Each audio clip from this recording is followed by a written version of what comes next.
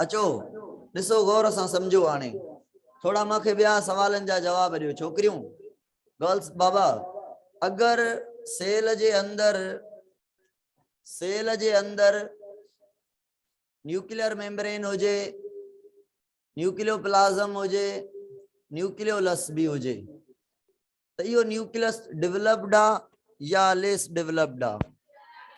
हलो ये भी गालियों अज कंफर्म थींदियूं वधीक सही। छो चऊंस था यो डेवलप आ? बी गाल बुधायो, पाण पढ़ियो से activities of protoplasm is called life.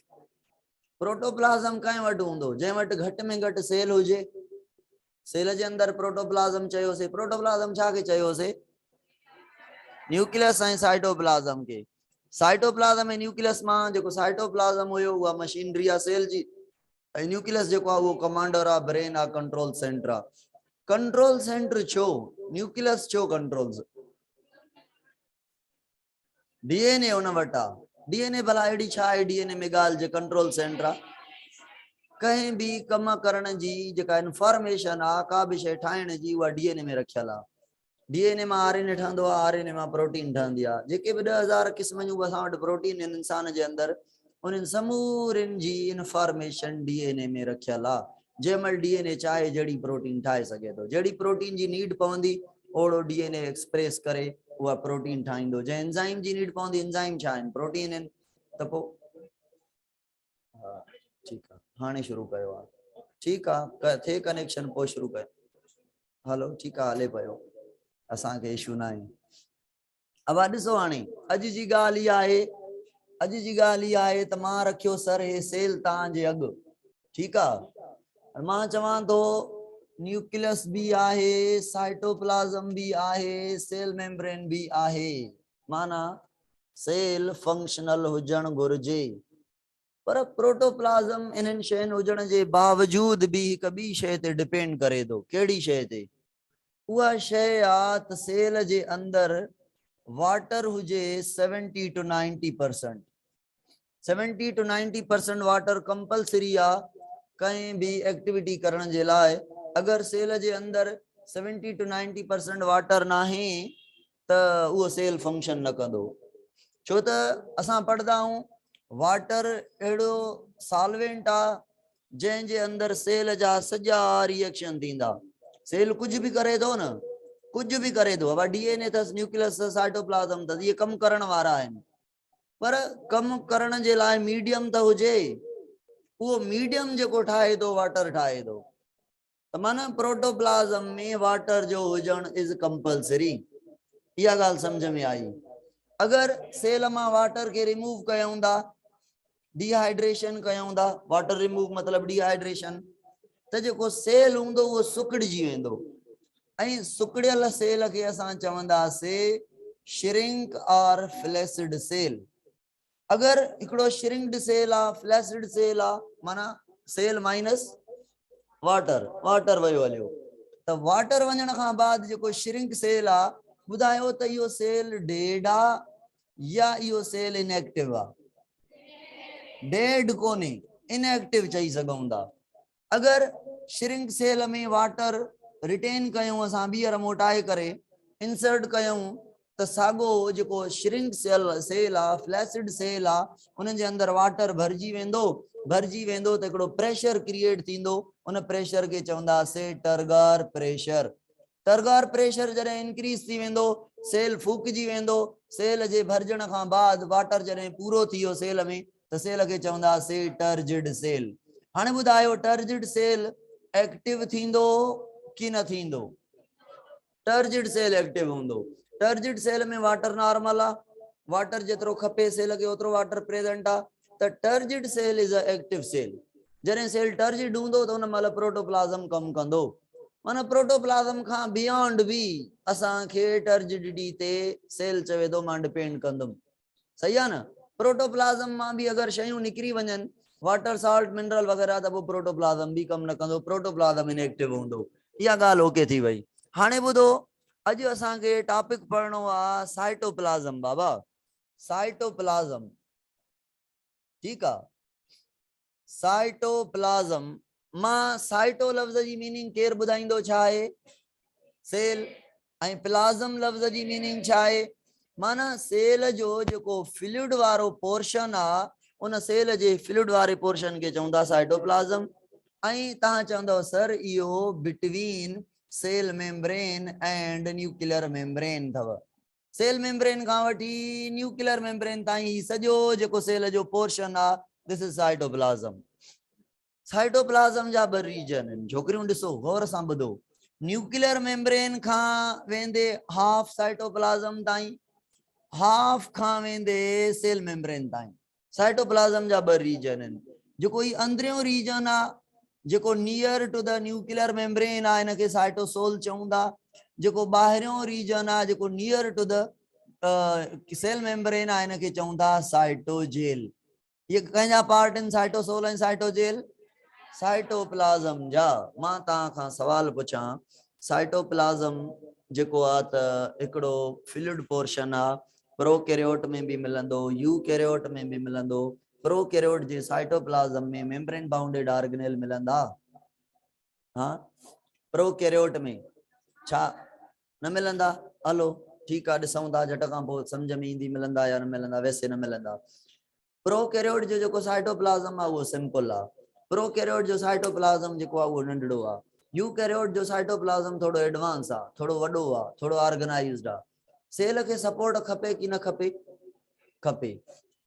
Prokaryote sale चवंदो आहे, प्रोकैरियोट सेल चवंदो आहे मूंखे ॿी काई शइ नथी खपे, मां नंढड़ो सेल आहियां। प्रोकैरियोट नंढड़ो सेल आहे as compare to the eukaryote. मूंखे सेल वाल जी सपोर्ट काफ़ी आहे। माना प्रोकैरियोट में सेल वाल खां अलावा ॿी कंहिं सपोर्ट जी ज़रूरत न आहे। पर यूकैरियोट सेल चवे थो सेल वाल हुजे न हुजे, सेल वाल यूकैरियोट में हूंदो भी आहे न बि हूंदो आहे। सम्झो था? प्लांट सेल आहे त सेल वाल हूंदो, एनिमल सेल आहे त हाणे ॿई यूकैरियोट आहिनि पर सेल वाल आहे बि त न आहे बि। इन खां अलावा बि सेल चए थो सपोर्ट घुर्जे। पोइ यूकैरियोट खे सपोर्ट ॾियण जे लाइ हिकु स्ट्रक्चर हूंदी आहे जंहिंखे असां चवंदा आहियूं साइटोस्केलेटन। छा चवंदा आहियूं?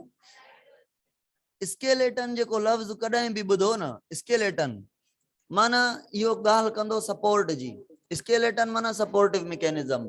असांजा हॾा असांखे सपोर्ट ॾियनि था 206। असां चवंदा आहियूं स्केलेटल सिस्टम आहे असांजो। ऐं इंसेक्ट खे आउटर कवरिंग सपोर्ट ॾींदी आहे, उन्हनि खे चवंदा आहियूं स्केलेटल ऑफ इंसेक्ट, एक्सोस्केलेटन। असांजा हॾा अंदरि आहिनि त असां पंहिंजे खे चवंदा आहियूं एंडोस्केलेटन। माना स्केलेटन वर्ड जी ॻाल्हि मां कयां थो, यूज़ थींदो छाजे लाइ? अहिड़ी शइ जेका सपोर्ट ॾे। सेल में भी जेका शइ सपोर्ट ॾे उन खे स्केलेटन चवंदासीं। सेल जी सपोर्ट त साइटोस्केलेटन। साइटोस्केलेटन। हाणे साइटोस्केलेटन छा आहे? एक्चुअली 3 क़िस्म जूं प्रोटीन्स आहिनि। जीअं इन छत में लोह पयल आहे, सेल खे छत खे सपोर्ट ॾे थो, न त छत पको करे अची असां ईअं ईअं सेल जे अंदरि बि 3 क़िस्म जूं प्रोटीन आहिनि जेके मिली सिली सेल खे छा थियूं ॾियनि? सपोर्ट आहिनि। माना बोन जो कमु करनि थियूं। इन 3 प्रोटीन खे मिलाए करे चवंदा सेल जो स्केलेटन, साइटोस्केलेटन। ठीकु आहे। हाणे ॿुधो, इहो साइटोस्केलेटन प्रोकैरियोट में न आहे। इहो साइटोस्केलेटन प्रोकैरियोट जे साइटोप्लाज़म में, प्रोकैरियोट जे साइटोप्लाज़म में न आहे। छो जे करे प्रोकैरियोट चए थो सेल वॉल जी सपोर्ट इन फॉर्म जे लाइ। पर यूकैरियोट जे अंदरि साइटोस्केलेटन जी ॻाल्हि कयूं, यूकैरियोट जे अंदरि त साइटोस्केलेटन जी नीड आहे, साइटोस्केलेटन प्रेजेंट आहे। 3 क़िस्म जूं जेके प्रोटीन आहिनि सभिनी खे नाला ख़बर हूंदा। जे न आहिनि बि सेल जे लास्ट में इहो टॉपिक पढ़ंदासीं। हिकिड़ी प्रोटीन जो नालो आहे माइक्रोट्यूब्यूल, ॿी जो नालो आहे इंटरमीडिएट फिलामेंट, टी जो नालो आहे माइक्रोफिलामेंट। रटाना आहिनि लॻाइणा, आख़िर में टॉपिक ईंदो हुते पढ़ंदासीं। मां ईअं तव्हांखे ॿुधाए छॾियां थो। हिकिड़ी जो हिते रोल आहे जेको मां लिखी छॾियांसि थो माइक्रोट्यूब्यूल। माइक्रोट्यूब्यूल अलाए कहिड़ो रोल आहे, अॻिते ईंदासीं सम्झ में अची वेंदी। 3 मां हिकिड़ी माइक्रोट्यूब्यूल प्रोटीन आहे, ट्यूबुलेंट प्रोटीन आहे।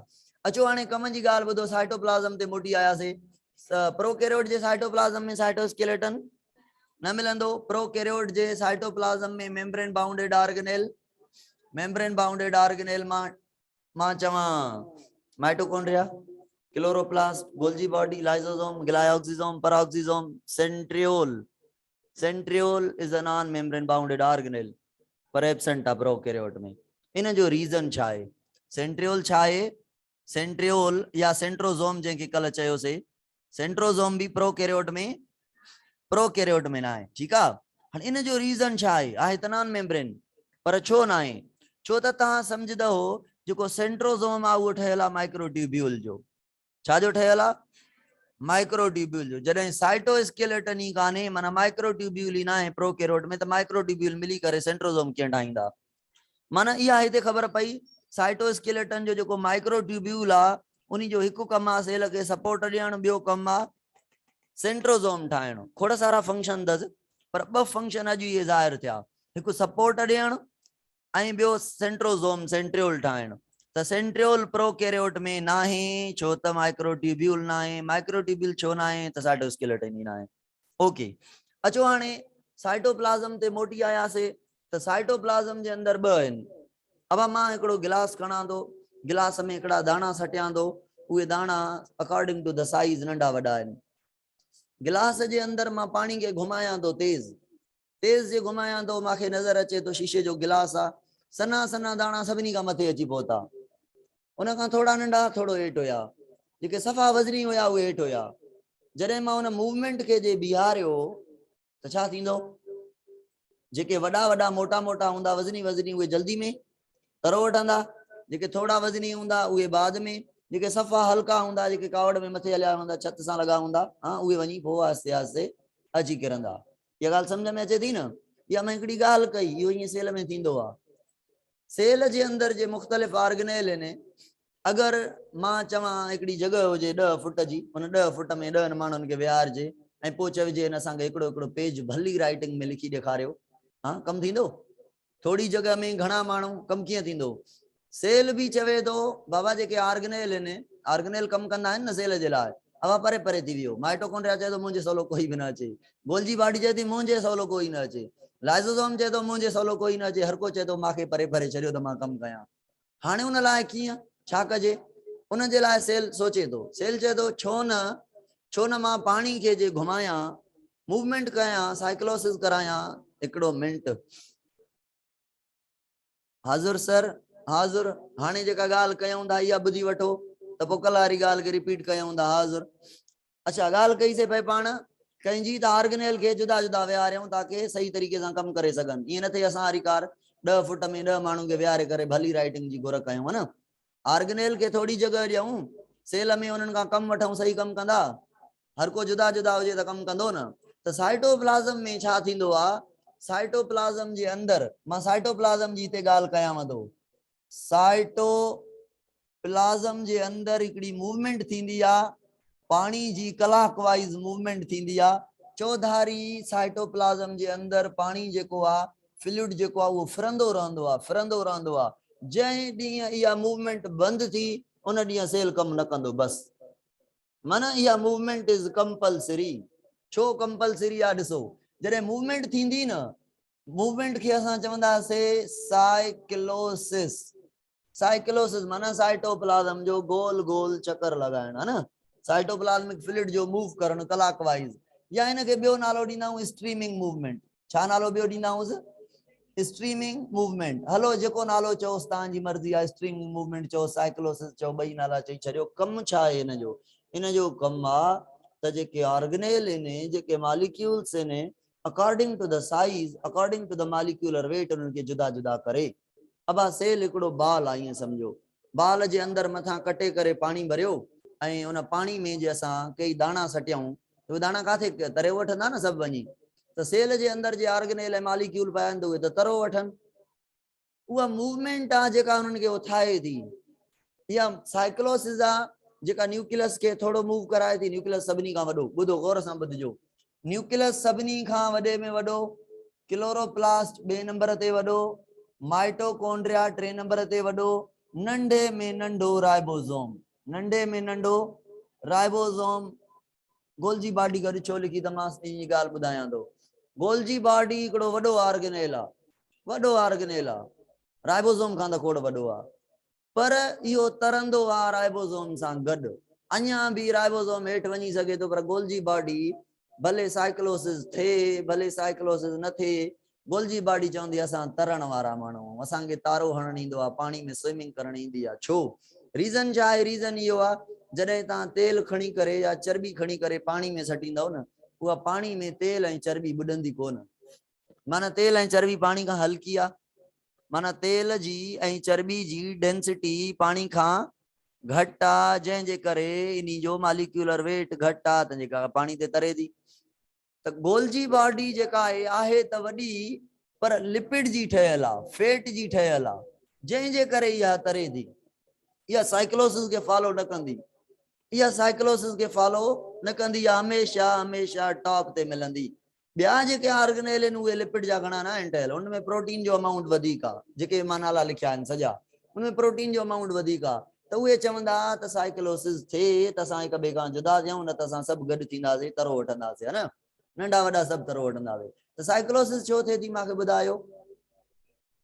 साइक्लोसिस इन जे करे थिए थी, राइबोसोम मथे वञी हलियो सफ़ा नंढड़ो आहे, माइटोकॉन्ड्रिया, क्लोरोप्लास्ट, न्यूक्लियस, सभिनी खां हेठि में हेठि केरु मिलंदो साइक्लोसिस जे दौरान, न्यूक्लियस जो त सभिनी खां वॾो आहे। उन खां बाद ॾिसंदासीं त क्लोरोप्लास्ट मिलंदा, उन खां बाद ॾिसंदासीं त माना हर कंहिंखे पंहिंजो सेल जे अंदरि ज़मीन विराए ॾिनी साइक्लोसिस। अब तव्हां हिते, तव्हां हिते, तव्हां हिते, तव्हां हिते, विढ़नि न हिक ॿिए सां, है न, गॾिजी कमु न करनि, जुदा जुदा कमु करनि। त ऑर्गेनेल कमु तॾहिं कंदा जॾहिं उन्हनि खे लोकेशन ॾिनी वेंदी, ऐं लोकेशन तॾहिं ॾिनी वेंदी जॾहिं साइक्लोसिस थींदी। The cyclosis is compulsory to localize the organelle in a particular space of cell for its working, है ना। यह गाल समझ में अची वही स्ट्रीमिंग मूवमेंट जी। ओके सर, स्ट्रीमिंग मूवमेंट जेका है उहा कंपलसरी आहे।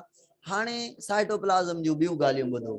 साइटोप्लाज़म जो जेको साइटोजेल आहे ऐं साइटोसोल आहे, ॿिन्हिनि मां न्यूक्लियर मेम्ब्रेन जे वेझो पोर्शन कहिड़ो आहे? न्यूक्लियर मेम्ब्रेन खां परे सेल मेम्ब्रेन जो वेझो कहिड़ो पोर्शन आहे? अब साइटोजेल जेको आहे न, ईअं सम्झो इहो हूंदो न गोदाम हूंदो आहे जंहिंजे अंदरि शयुनि खे स्टोर कबो आहे। ईअं सम्झो सेल जे साइटोप्लाज़म जो गोदाम आहे। माना गोदाम जो मतिलबु आहे कोई फूड हूंदो ॿेॾां साइड ते पियो हुजे, कोई वेस्ट हूंदो ॿेॾां साइड ते पियो हुजे, ऐं कोई का बि सॉलिड बॉडी हूंदी साइड ते पई हुजे, वैक्यूल हूंदो साइड ते पियो हुजे, फूड वैक्यूल जी ॻाल्हि कयां थो, ठीकु आहे। उन खां बाद लार्ज मैक्रो मॉलिक्यूल हूंदा, उहे बि साइड ते पिया हुजनि। इन्हनि में छा हूंदो? जेल। जेल माना जेली वांगुर, है न, ऐं सोल माना पाणी वांगुर। सोल मतलब पाणी वांगुर, जेल मतलब थोड़ो गाढ़ो घाटो, जेल वांगुर। त साइटोजेल साइटोप्लाज़म जो उहो पोर्शन आहे जंहिंजी अपीयरेंस डेंस आहे जेली वांगुर, ऐं साइटोसोल साइटोप्लाज़म जो उहो पोर्शन आहे जंहिंजी अपीयरेंस पाणी वांगुर आहे, लाइट। ही लाइट डेंस आहे, लेस डेंस आहे, ही मोर डेंस आहे, मोर विस्कस आहे, जेली वांगुर। ॻाल्हि सम्झ में आई? छो ही छो लाइट आहे, लेस डेंस छो आहे, हू मोर डेंस छो आहे? हुन जी ॻाल्हि त सम्झ में अची वई। हिन में वॾा मॉलिक्यूल पिया आहिनि, फूड पिया आहिनि, वेस्ट पिया आहिनि, सॉलिड पिया आहिनि, वैक्यूल मैक्रो मॉलिक्यूल पिया आहिनि, तंहिंजे करे उहो जेली वांगुर थी वियो आहे, गाढ़ो थी वियो आहे, घाटो, हुनजी डेंसिटी वधीक आहे। पर जेको अंदरियों साइटोप्लाज़म आहे जंहिंखे साइटोसोल चऊं था, मां हिते साइटोसोल जे लाइ लिखां थो, जेको साइटोसोल आहे उन जे अंदरि शयूं सॼियूं जेके आहिनि डिज़ोल्व आहिनि। माना मां चवां हिन जे अंदरि माइक्रो मॉलिक्यूल्स आहिनि, मिनरल साल्ट वग़ैरह, micro molecule, glucose, galactose, fructose, nucleotide, fatty acid, glycerol, जेके बि माइक्रो मॉलिक्यूल आहिनि। तव्हां पढ़ी आया हो डाइजेशन, अगरि पढ़ी आया हो त खाधो जॾहिं खाईंदा आहियूं वात खां ईंदो आहे त बोलस चवंदा आहियूं, मादे में पहुचंदो आहे क्रॉस करे काइम चवंदा आहियूं, आंड्रे में काइल, काइल उते चइबो आहे जॾहिं फूड सॼो डाइजेस्ट थी वञे, वाटर ई थी वञे। हाणे वाटर ई जॾहिं अनडाइजेस्टेड हुयो त सॉलिड हुयो, काइम या बोलस चऊंसि पिया। जॾहिं काइम हुयो त माना मैक्रो मॉलिक्यूल हुयसि, जॾहिं बोलस हुयो माना मैक्रो मॉलिक्यूल हुयसि, जॾहिं काइल थी वियो आहे त सॼा माइक्रो मॉलिक्यूल अथसि। त वाटर ई अपीयरेंस तॾहिं थिए थी जॾहिं मैक्रो मॉलिक्यूल सॼा टुटी, डिज़ोल्व थी, ब्रेक थी वञनि। त साइटोसोल जेको आहे उन जे अंदरि समूरा मॉलिक्यूल डिज़ोल्व आहिनि, माइक्रो मॉलिक्यूल्स आहिनि, मिनरल्स आहिनि, वाटर आहे। इन जे करे इन जी जेका अपीयरेंस आहे उहा लाइट आहे, इहा सोल वांगुरु आहे, पाणी वांगुरु आहे, लेस डेंस आहे, जेली वांगुरु न आहे।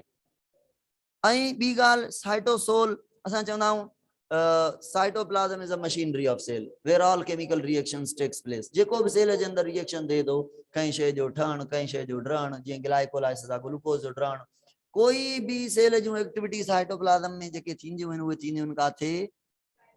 Cytosol all chemical reaction, all जेके केमिकल रिएक्शन आहिनि उहे हिते थींदा। हू छाजे लाइ पोर्शन आहे?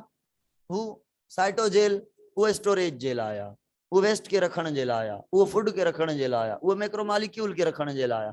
हाणे सवाल पैदा थींदो जॾहिं साइक्लोसिस हले थी त वॾा मॉलिक्यूल ॿाहिरि छो? साइटोसोल ऐं साइटोजेल मिली वञनि न, छो नथा मिलनि? अगेन तव्हां डिसाइड कयो। वॉशिंग मशीन ॾिठी हूंदव घर में, ॾिठी हूंदव। वॉशिंग मशीन सेंट्रीपीटल फोर्स लॻाईंदी आहे सेंटर खां परे। सेंट्रीपीटल फोर्स हूंदो त शयूं सेंटर खां साइड ॾे वेंदियूं, सेंट्रीफ्यूगल फोर्स हूंदो शयूं साइड खां सेंटर ॾेंदियूं। सम्झो था सभई? सेंट्रीफ्यूगल फोर्स, सेंट्रीपीटल मतलब सेंटर जी तरफ हा, ऐं सेंट्रीफ्यूगल मतलब हा। ओके ओके ओके भुली वियासीं। ठीकु आहे। सेंट्रीपीटल फोर्स में छा थींदो? शयूं टुवर्ड्स सेंटर ईंदियूं। सेंट्रीपीटल फोर्स मिसाल जी ॻाल्हि आहे, का दीवार खां का शइ फिरायूं त पाणी में जेके शयूं हूंदियूं उहे सेंटर ॾे मूव कंदियूं, है न, सेंटर ॾे मूव कंदियूं, सेंट्रीपीटल फोर्स हूंदो। हाणे जेके हलकड़ियूं शयूं हूंदियूं उहे अॻे सेंटर ॾे ईंदियूं या वज़नी अॻे अची सेंटर ते पहुचदियूं। हल्कियूं हल्कियूं ॾिसो साइटोसोल सेंटर जी तरफ आहे, जेके बि लाइट मॉलिक्यूल डिसॉल्व थींदा वेंदा ऑटोमेटिकली सेंटर ॾे ईंदा वेंदा। माना साइक्लोसिस हलंदी रहे थी, साइटोसोल ऐं साइटोजेल मिक्स न थींदा। छो जे करे वेट डिसाइड थियल आहे, जंहिंजो वेट वधीक हूंदो उहे थोड़ा पोइते हूंदा, पोइते हूंदा माना सेल मेम्ब्रेन जी तरफ हूंदा। जंहिंजो वेट हल्कड़ो हूंदो उहे जल्दी अची पहुचदा, उनखे उहा जेका साइक्लोसिस आहे उहा जल्दी में खणी अची सटींदी सेंटर जी तरफ। छो करे सेंट्रीपीटल फोर्स आहे, साइड खां सेंटर जी तरफ फोर्स आहे सेल जे अंदर। अब हेसि ताईं ॻाल्हियूं ओके आहिनि?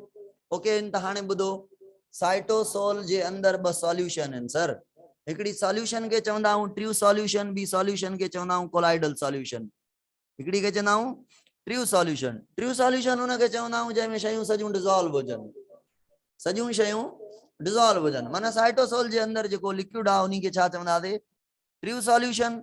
ऐं कोलाइडल सॉल्यूशन कंहिंखे चवंदासीं? कोलाइड, कोलाइड्स, ज़रड़ा, ग्रेन्यूल, लार्ज मॉलिक्यूल, वेस्ट, वॾा वॾा शयूं, है न। कोलाइड लफ़्ज़ जी माना इहा ग्रेन्यूलर स्ट्रक्चर, ग्रेन्यूल्स। त जेको साइटोजेल आहे उन जी जेका सॉल्यूशन आहे उनखे छा चवंदासीं? Colloidal solution. ऐं साइटोसोल जी सॉल्यूशन खे छा चवंदासीं? अब कोलाइडल ऐं इन ट्रू सॉल्यूशन मां जेका स्टोरेज साइट आहे उन कहिड़ी खे चऊं? कोलाइडल। स्टोरेज पार्ट कंहिंखे चऊं? ऑनलाइन वारा तव्हां जवाब छो नथा ॾियो? हाँ, site of all chemical reaction कंहिंखे चऊं? साइटोसोल। निंड अची वई छा? शाबाश, ओके सर ओके। अचो मोटी अचो। हाणे हिकिड़ो टॉपिक शुरू करणो आहे जेको तव्हांखे ऑलरेडी अचे थो।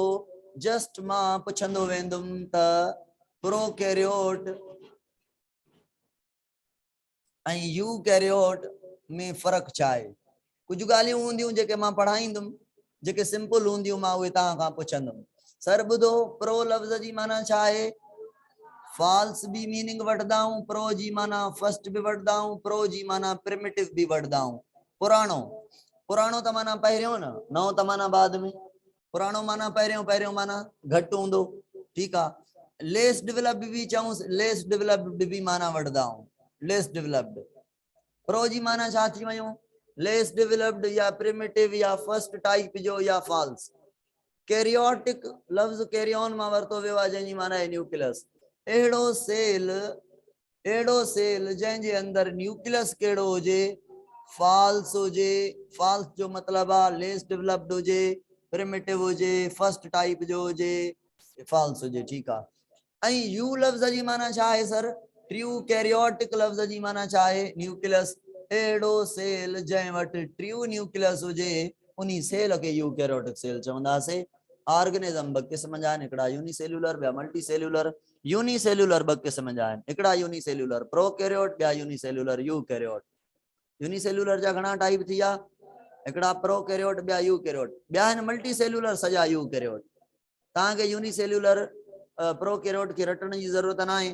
प्रोकैरियोट में सिर्फ़ ऐं सिर्फ़ अची विया बैक्टीरिया ऐं साइनो बैक्टीरिया। साइनो बैक्टीरिया जो हाँ ब्लू ग्रीन एलजी चवंदा आहियूंसि इनके डिटेल में 6 चैप्टर बैक्टीरिया में पढ़दासीं साइनो बैक्टीरिया है प्रोकैरियोटा पर ऑटोट्रॉफ आहे साइनो लफ्ज़ जी माना है ब्लूइश ग्रीन पिगमेंट अथसि तंहिंजे करे इन बैक्टीरिया के ऑटोट्रॉफिक साइनो बैक्टीरिया चऊं था अदरवाइज बैक्टीरिया है हलो साइनो बैक्टीरिया ऐं बैक्टीरिया जेके आहिनि उहे प्रोकैरियोट आहिनि बाक़ी जेके भी ऑर्गेनिज्म जो नालो खणूं एमोबा पेरामेशियम प्लाज्मोडियम उल्वा क्लेमेडोमोनास जेको नालो खणूं बैक्टीरिया ऐं साइनो बैक्टीरिया खां अलावा यूकैरियोट आहे animal plant fungi algae insect birds सब यूकैरियोट्स आहिनि माना सॼा मल्टी सेल्यूलर छा आहिनि यूकैरियोट यूनिसेल्यूलर मां बैक्टीरिया ऐं साइनो बैक्टीरिया प्रोकैरियोट आहिनि बाक़ी सॼा यूकैरियोट आहिनि अचो अचो सर हाणे गौर सां ॿुधो हाणे छोकरियूं मांखे ॿुधायो प्रोकैरियोट ऐं यूकैरियोट सेल मां साइज कंहिंजी वॾी आहे कहिड़े साइज यूकैरियोट जी वॾी आहे त सपोर्ट बि घणी कंहिंखे खपे यूकैरियोट खे त साइटोस्केलेटन बि कंहिं में हूंदो साइटोस्केलेटन भी कंहिं में हूंदो यूकैरियोट में हूंदो उन खां बाद अचूं था हाणे सेल वाल खां शुरू कयूं था ॻाल्हि खे सेल वाल खां अबा सेल वाल प्रोकैरियोट में हूंदो आहे कल पढ़ियोसीं हिकिड़ी बैक्टीरिया जो नालो खयोसीं माइकोप्लाज्मा वाहिद दुनिया जी बैक्टीरिया है जंहिंजे अंदर सेल वाल ना है अदरवाइज बैक्टीरिया जे अंदर सेल वाल हूंदो आहे माना प्रोकैरियोट में सेल वाल हूंदो आहे ऐं यूकैरियोट में सेल वाल जी ॻाल्हि कयूं त उते बि हूंदो आहे उते ॿ ॻाल्हियूं आहिनि न भी हूंदो आहे हूंदो भी आहे अगर यूकैरियोटिक प्लांट सेल आहे अगर यूकैरियोटिक फंजाई जो सेल आहे त पोइ हूंदो सेल वाल अगर यूकैरियोटिक एनिमल सेल आहे सर ह्यूमन जो आहे बर्ड जो आहे फिशिस जो आहे एम्फीबियन जो आहे रेप्टाइल जो आहे एनिमल थी न ये सॼा त एनिमल जे सेल जे 12 सेल वाल न हूंदो ऐं प्लांट ऐं फंजाई आहिनि सभई छा यूकैरियोट एनिमल भी फंजाई भी प्लांट भी पर प्लांट ऐं फंजाई में सेल वाल मिलंदो आहे माना सेल वाल प्रोकैरियोट में भी आहे यूकैरियोट में भी आहे पर there is a difference chemical difference आहे कहिड़ो केमिकल डिफरेंस आहे प्रोकैरियोट जो सेल वाल ठहियल आहे पेप्टिडोग्लाइकेन पेप्टिडो तव्हां सॼा पढ़ी आया हो पेप्टिडो वर्ड पेप्टाइड मां वरितो वियो आहे पेप्टाइड बांड हूंदो आहे अमाइनो एसिड जे विच में ऐं अमाइनो एसिड मिलंदा आहिनि त प्रोटीन ठहंदी आहे मां माना पेप्टिडो मेंशन करे थो शो करे थो प्रोटीन खे माना प्रोटीन ऐं ग्लाइकेन लफ़्ज़ त सम्झण जी ॻाल्हि ई कोन्हे शुगर खे चवंदा हुआ माना शुगर ऐं प्रोटीन जो ठहियल आहे सेल वाल कंहिंजो बैक्टीरिया जो ऐं अगरि ॾिसूं प्लांट जे सेल वाल ॾे एनिमल जो सेल वाल छाजो ठहियल आहे छोकिरियूं ॿुधायो त हूंदो ई न आहे ईमान में हो पक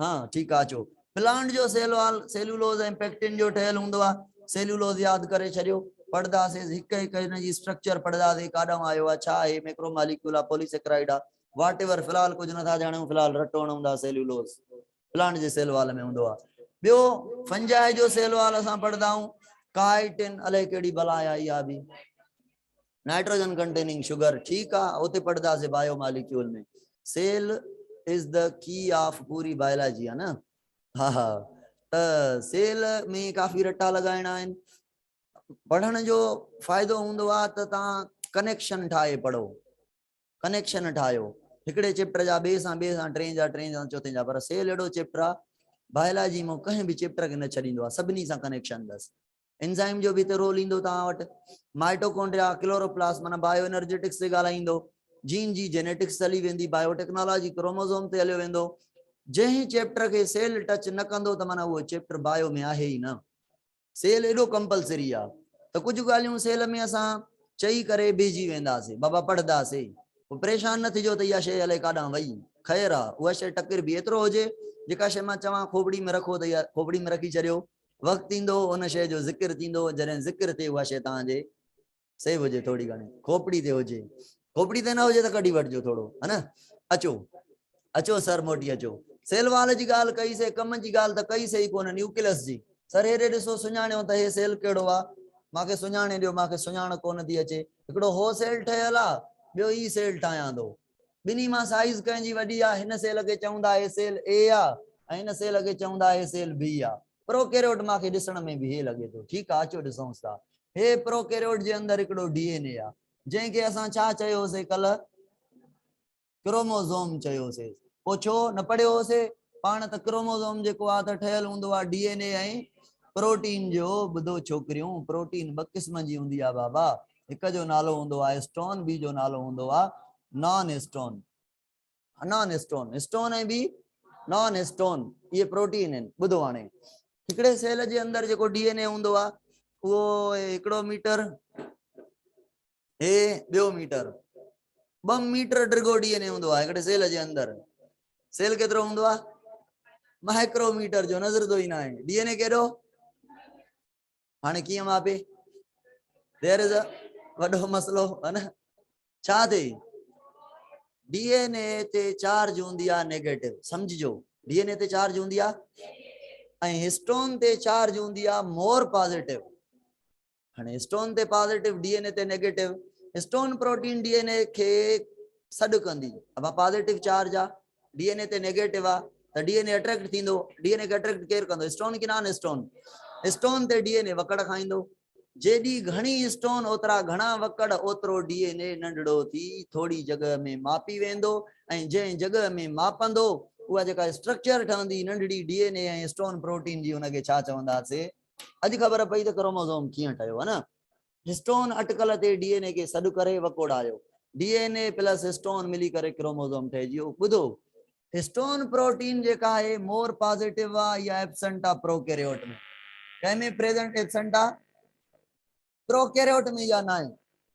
हाणे मां पुछां, सवाल पुछां, मूंखे ॿुधाइजो, गौर सां ॿुधाइजो। यूकैरियोट ऐं प्रोकैरियोट मां कंहिंजो डीएनए वधीक कंडेंस थींदो, वधीक वकड़ खाईंदो? Because of the stone. ऐं कंहिंजो डीएनए, कंहिंजो क्रोमोसोम वॾो हूंदो, डिघो हूंदो?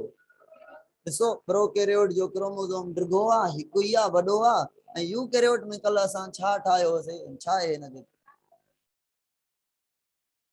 चार्जर कढण सां वरी हलंदो ई आहे न। अब हाणे कुर्ब कजांइ भले, ईअं न कर, तंग न कर असांखे, मिंथा न करवा। अचो बाबा, ॾिसो प्रोकैरियोट जो डीएनए वॾो छो आहे?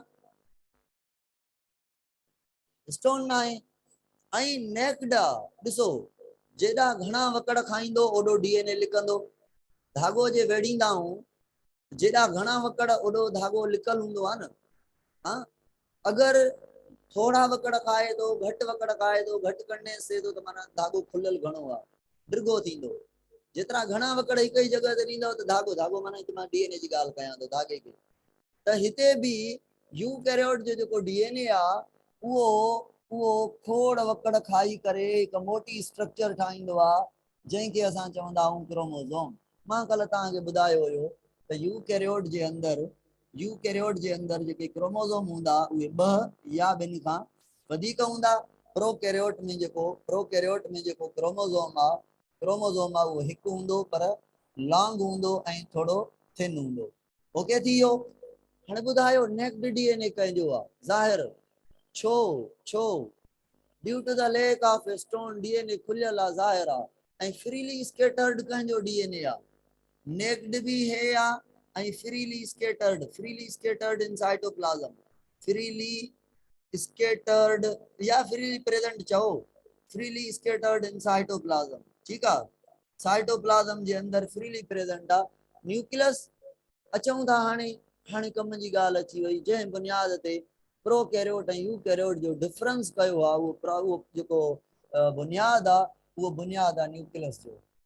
न्यूक्लियस जे बुनियाद ते टाइप इन यूकैरियोट सेल ऐं प्रोकैरियोट सेल। अब हाणे ट्रू न्यूक्लियस कंहिंखे चवंदासीं, इहो सवाल आहे। फॉल्स न्यूक्लियस कंहिंखे चवंदासीं, इहो पंहिंजो सवाल आहे। ॿुधो, अहिड़ो सेल जंहिंजे न्यूक्लियस के न्यूक्लियर मेम्ब्रेन हुजे। हे कहिड़ी मेम्ब्रेन आहे गर्ल्स बॉय? गर्ल्स ॿुधायो त।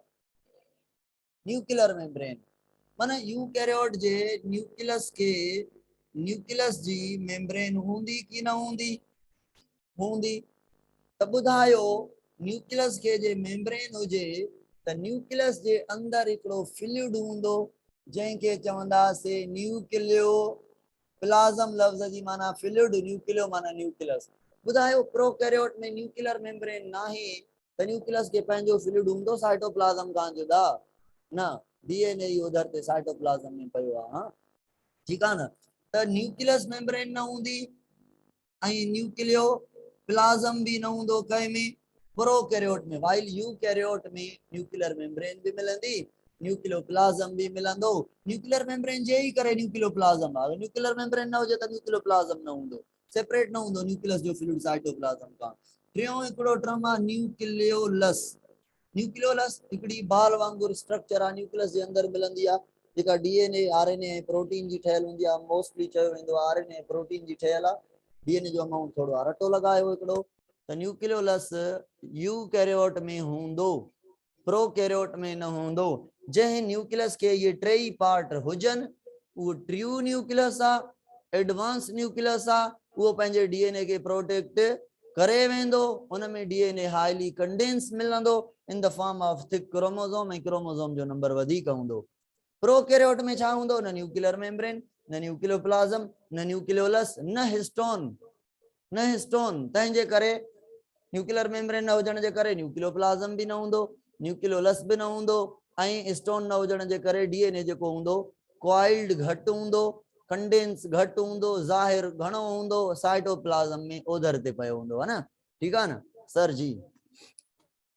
नॉन स्टोन प्रोटीन एतरी वधीक कंडेंसेशन नथी कराए। मेजर जेका कंडेंसेशन वारी प्रोटीन आहे जंहिं ते वधीक पॉजिटिव चार्ज आहे उहा स्टोन आहे।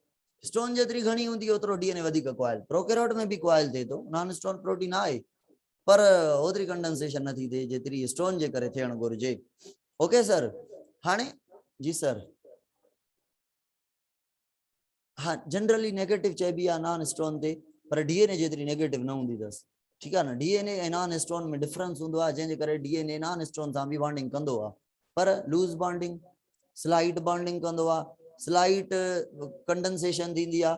न त स्टोन न आहे त कंडेंसेशन त थिए ई न, ॿिन्ही ते इक्वल पॉजिटिव नेगेटिव हुजे त नॉन स्टोन डीएनए खे चए तूं केरु आहे बाबा, जान छॾाए, है न, देयर इज अ रिलेशन। हाँ जी। प्रोकैरियोट में, यूकैरियोट में नॉन स्टोन मिलंदी, स्टोन भी मिलंदी, ॿई मिलंदियूं यूकैरियोट में।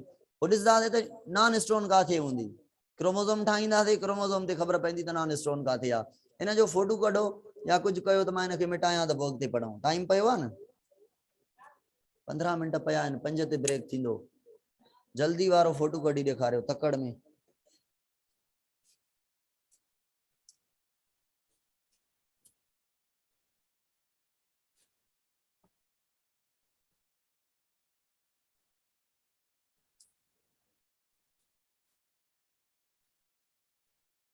निकिरी वियो हूंदो फोटो, या फोटो कढण में देरि थींदी। हलो, जंहिं फोटो न कढियो आहे हा उहो ग्रुप में ॾिसनि। सर ॻाल्हि ॿुधो हिकिड़ी, प्रोकैरियोट ऐं यूकैरियोट जूं ॻाल्हियूं अञा कुझु रहियल आहिनि। मूंखे ॿुधायो प्रोकैरियोट ऐं यूकैरियोट में सिलिया ऐं फ्लैजिला जो कॉन्सेप्ट, सिलिया कंहिं में हूंदा, सिलिया पैरामेशियम में हूंदा आहिनि, यादि अथव, ऐं paramecium is a eukaryote. Cilia कॾहिं बि प्रोकैरियोट में न हूंदा। सिलिया सम्झो था, सिलिया पैरामेशियम हिकिड़ो ऑर्गेनिज्म आहे, 9th में पढ़ी आया हो। उनजे साइड ते हेयर लाइक स्ट्रक्चर लॻल हूंदियूं आहिनि, थोड़ियूं ठाहे ॾेखारियां तव्हांखे मां। ठीकु आहे, सपोज कयो पैरामेशियम आहे, पैरामेशियम जी लाइनिंग सां स्ट्रक्चर्स लॻल आहिनि हेयर लाइक, जेके जीअं न माण्हू, मां ॿेड़ी जो मिसाल ॾींदो आहियां, भलो ठहंदो आहे मिसाल। ॿेड़ी जे के पाणी खे पोयां धिकींदासीं त ॿेड़ी अॻिते धिकंदी, ईअं सिलिया पाणी जे अंदरि ईअं मूव कंदा आहिनि, मूव कंदा आहिनि त पैरामेशियम अॻिते मूव कंदी आहे। ठीकु आहे न, त सिलिया लोकोमोटिव